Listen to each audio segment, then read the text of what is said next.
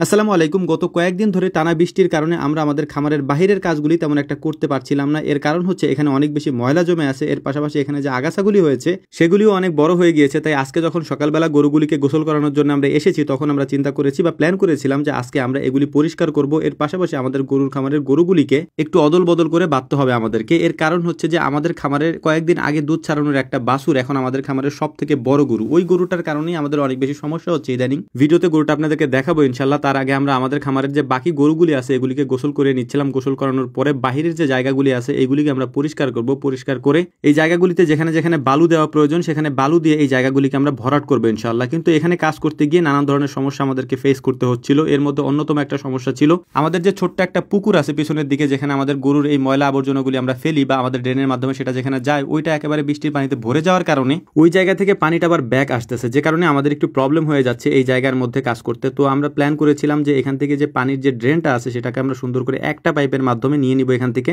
এর আগে আমরা অনেকবার এখানে পাইপ দিয়ে কাজ করার চেষ্টা করেছি, কিন্তু এখানে কাজ করা কোনোভাবেই পসিবল না, যেহেতু এটা ভৌগোলিকভাবে এমন একটা জায়গায় আমরা এটা করেছি আগে, যেহেতু প্ল্যানিং করে করা হয় নাই, যে কারণেই দিনের পর দিন এই সমস্যাগুলো আমাদেরকে ফেস করতে হচ্ছে। তবে আপনারা অনেকেই জানেন যে আসলে আমাদের ওই সময় যখন আমরা এই খামারটা শুরু করেছিলাম তখন ওইরকম প্ল্যান করে আমাদের করার মতো কোনো ওয়ে ছিল না। এখনকার সময় যদি হতো তাহলে হয়তো আধুনিক পদ্ধতিতে সেটা আমরা করতে পারতাম, কিন্তু তখনকার সময় আমরা সেটা করতে পারি নাই। এটা আমাদের ব্যর্থতা বলতে পারেন, কারণ শুরুর দিকের ওই সমস্যাগুলি আমরাই শুধু জানি। আপনাদেরকে অনেক সময় বলেছে, হয়তো আপনাদেরকে বলে এটা বোঝানো যাবে না যে কত প্রবলেমের মধ্য দিয়ে এই খামারটা আলহামদুলিল্লাহ আমাদের এই পর্যন্ত আনতে হয়েছে। তো এখন যে গরুটাকে আমরা গোসল করাচ্ছি এই গরুটাই মূলত এই ষাটটাই মূলত গত কিছুদিন আগে দুধ ছাড়িয়েছে, এবং দুধ ছাড়ানোর পরেও দেখতে দেখতে অনেক বেশি বড় হয়ে গিয়েছে। এটাই মূলত ফ্রিজিয়ান গরুর বা ফ্রিজিয়ান বাছুর বা বকনার বৈশিষ্ট্য, যেগুলি দুধ ছাড়ানোর বেশ কিছুদিন পরেই দেখা যায় যে হঠাৎ করে অনেক বেশি বড় হয়ে যায় এবং ওদের শরীর অনেক বেশি বেড়ে যায়। এই ফ্রিজিয়ান জাতের ষাঁড় গরুটাকেই মূলত আমরা সরাতে চাচ্ছিলাম অন্য জায়গায়, ওরকে মাঝখানের দিকে এনে বাঁধতে চাইছিলাম, কিন্তু সেটা আর পসিবল হয় না। মাঝখানের দিকে এনে বাঁধতে চাইছিলাম এই কারণেই, কারণ ওকে আমরা এখন যে সাইডে রেখেছি ওইখানের আশেপাশের যে কাঠগুলি আছে, তারপর টিন, তারপর হচ্ছে যে এখানের ওয়াল, সবকিছু মোটামুটি আর ভাঙা শেষ হয়ে গিয়েছে। এখন আর ভাঙার মতো ওখানে কিছু নাই,